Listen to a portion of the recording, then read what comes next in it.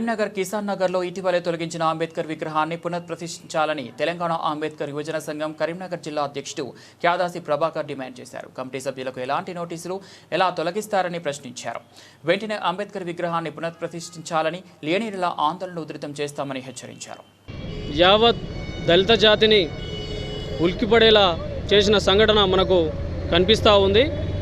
ఆ డాక్టర్ బాబాసాహెబ్ అంబేద్కర్ గారి విగ్రహం 2 సంవత్సరాల క్రితం ఏర్పాటు చేయడం అనేది దానికి సంబంధించినటువంటి కొందరు అంబేద్కర్ గారు అంటే జాతికి తీవ్రమైనటువంటి మనోవేదన గురి చేసినటువంటి పరిస్థితులు కనిపిస్తూ ఉన్నాయి.